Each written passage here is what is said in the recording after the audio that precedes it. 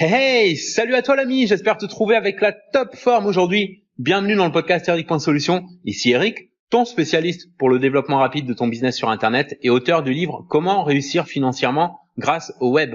Dans ce nouvel épisode, on va parler de contrôle. Tu sais comme moi qu'il y a des choses qu'on peut pas contrôler, on n'a juste pas le contrôle dessus, quoi. Genre le temps qu'il fait, l'humeur des gens autour de soi, les événements externes, les événements inattendus, etc. Mais il y a quand même beaucoup de choses qu'on peut contrôler, comme par exemple ses pensées, l'importance qu'on leur accorde et comment on peut les utiliser pour peser sur les événements de notre vie et le développement de notre business.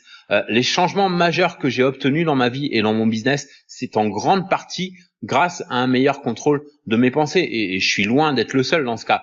Sachant que ça marche aussi dans l'autre sens, tu vois, quand on contrôle pas ses pensées, ça peut amener à provoquer des événements négatifs sans même qu'on en ait conscience.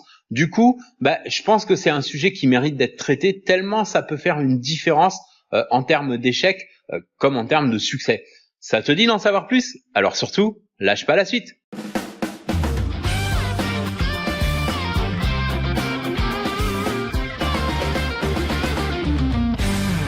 Bienvenue à toi, bienvenue dans le podcast.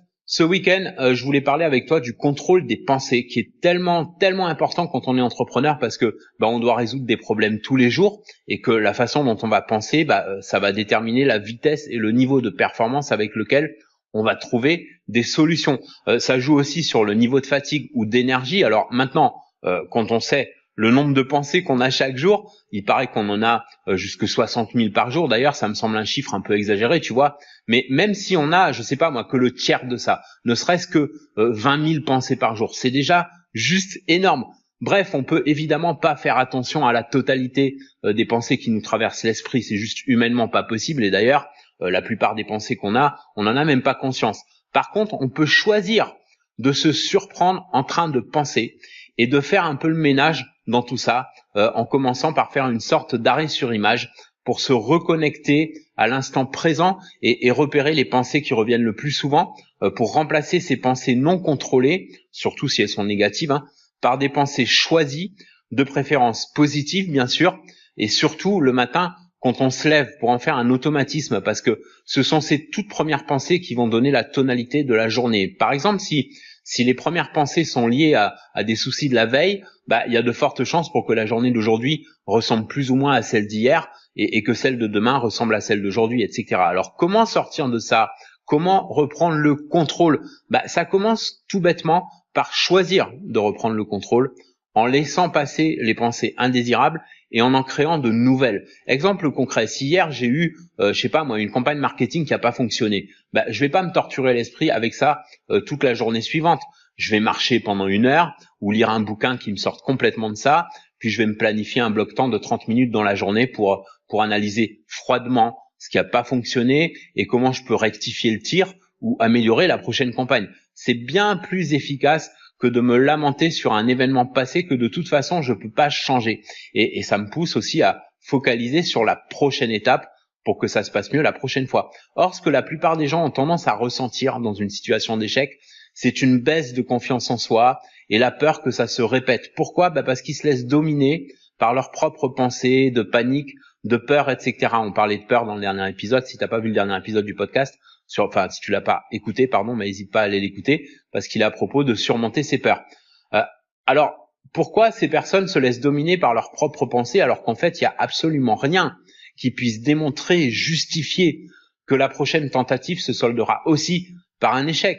Par contre, ce qui est démontrable, c'est qu'en reprenant le contrôle, en décidant d'avoir la maîtrise de son esprit, on va pouvoir favoriser le succès parce que à ce moment-là, on choisit de créer des circonstances favorables. Et devine quoi? On va les créer, ces circonstances favorables, et on va faire mieux la prochaine fois, puis encore mieux la fois d'après, etc. C'est ce que font toutes les personnes qui réussissent et perso, c'est en prenant conscience de ça que j'ai pu réussir à surmonter des périodes très difficiles alors même que j'avais le sentiment de ne pas pouvoir en sortir, tu vois. Ça paraît tout simple dit comme ça, mais il m'a suffi de changer ce sentiment, de basculer d'une façon de penser vers une autre, en observant des personnes qui rencontraient le succès alors que tout semblait jouer contre elles et que ce qui fait la différence finalement, c'est la façon dont on choisit de réagir aux événements. Parce que ça fonctionne dans l'autre sens d'ailleurs. Regarde, imagine, Je sais pas moi, tu lances un produit, un service, une offre, n'importe, et ça accroche pas. Qu'est-ce que tu crois qui va se passer? Si les premières pensées qui te viennent à l'esprit, c'est de te dire « Ah, c'est trop dur, j'en suis pas capable, le marché est difficile, etc. » Devine un peu ce qui va se passer par la suite. Ça va être trop dur. T'en seras pas capable. Et le marché sera toujours difficile jusqu'à ce que tu prennes conscience que tout ça, c'est juste une conversation. C'est une conversation interne qui va t'amener à agir d'une certaine façon et donc à déclencher des événements et des circonstances qui vont te donner raison que décidément c'est trop dur, que le marché est difficile, etc. La bonne nouvelle, la super nouvelle, c'est que ça fonctionne dans l'autre sens. À savoir que du moment où tu vas choisir de te dire « j'ai fait un flop », c'est une expérience que je peux analyser pour mieux comprendre ce qui n'a pas fonctionné et faire mieux la prochaine fois, peu importe les difficultés du marché ou autres obstacles, je suis aussi capable que n'importe qui, j'ai juste besoin de mieux appréhender ces difficultés, ces obstacles et les gérer. Encore une fois, devine ce qui va se passer à ce moment-là. Ce sera pas différent sur le fond, sur le principe. Autrement dit, les circonstances et les événements vont te donner raison, mais cette fois-ci de façon favorable, parce que tu auras utilisé ce même pouvoir des pensées capable de t'amener à l'échec comme au succès, selon si tu en prends le contrôle ou pas. Mais alors, tu vas me dire, ok, mais dans ce cas-là, si ça fonctionne comme ça, si c'est aussi simple, pourquoi c'est pas ce que tout le monde fait? Tout simplement parce que c'est plus facile, c'est tellement plus facile de se laisser contrôler par ses pensées que d'en prendre le contrôle, parce que ça demande de prendre des responsabilités, ça demande de prendre le risque de se remettre en question. C'est tellement plus facile de se plaindre, de se lamenter, d'attribuer tout ce qui marche pas à des circonstances extérieures, à des événements du passé que de toute façon on peut pas changer, pendant que ça demande plus de courage d'accepter que si ça marche pas, c'est juste qu'on n'a pas pensé comme la personne pour qui ça marche. Ça veut pas dire que la personne d'en face est meilleure que toi, ça veut juste dire qu'elle pense différemment de toi. Parce que, tu vois, se dire par exemple, je sais pas moi, le marché est dur, le marché est difficile, ça revient à se dire qu'il y a trop de concurrence. Mais en fait, dans la réalité, il n'y a pas trop de concurrence. Il y a juste des personnes pour qui ça fonctionne et d'autres pour qui ça fonctionne pas. Ça veut pas dire qu'on est nul ou qu'on est bon.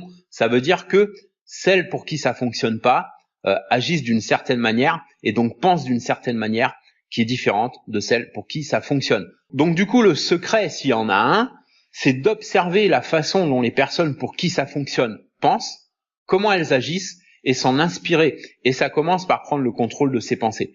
Comment on fait ça concrètement? Ça commence par cette prise de conscience, par l'acceptation qu'on est tous et toutes responsables de nos pensées, de nos actions, et que même si on n'a pas le pouvoir sur tout, on a au moins celui de choisir comment réagir face aux circonstances extérieures, que même si on part pas tous et toutes avec les mêmes chances que X ou Y qui réussit, qu'on n'a pas évolué dans le même environnement, avec la même éducation, etc. D'ailleurs, l'éducation a rien à voir parce qu'on peut avoir des gens mieux éduqués que nous qui réussissent moins bien et moins bien éduqués que nous et qui réussissent mieux.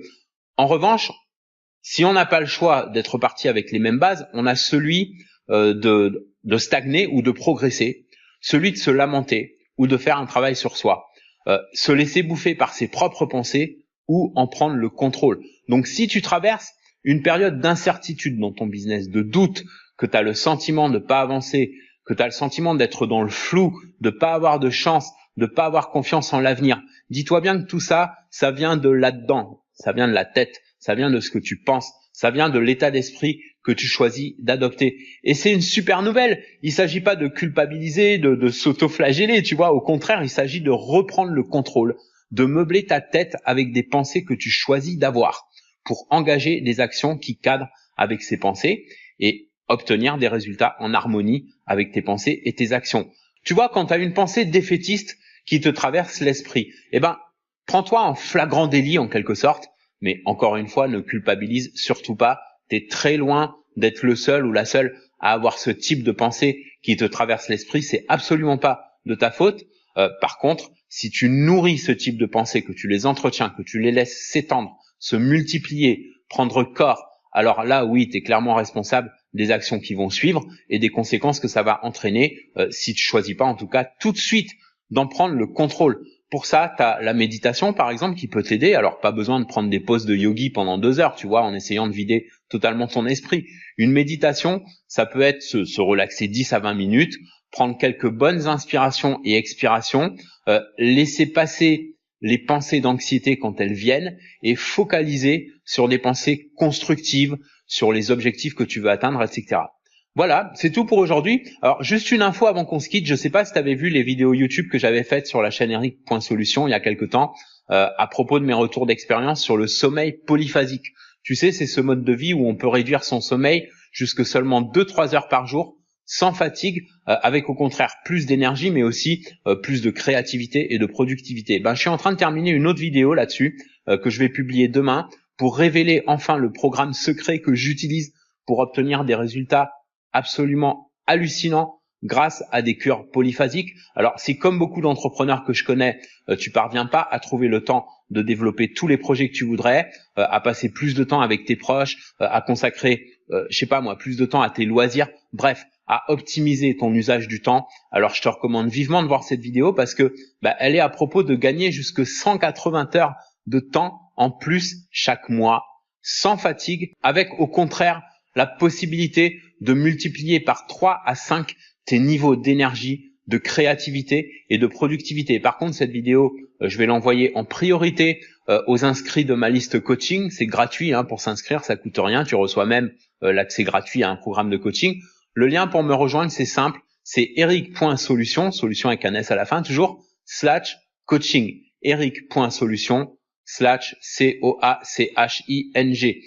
Si tu t'inscris pas, tu pourras toujours voir la vidéo plus tard, sachant que si tu es abonné à la liste coaching, tu pourras en plus bénéficier d'une opération spéciale sur le programme complet et qui est réservée exclusivement aux abonnés de cette liste. Pour un accès spécial au programme dont il sera question dans la vidéo. Je t'en dis pas plus pour le moment. Rejoins-moi vite pour pas manquer ça sur eric.solution /coaching. Je te kiffe. Merci pour avoir suivi le podcast. S'il t'a plu, n'hésite pas à partager avec un max de tes amis ou collègues entrepreneurs. On se retrouve dans le prochain épisode. En attendant, prends soin de toi et fais une différence dans ton business et dans ta vie aujourd'hui.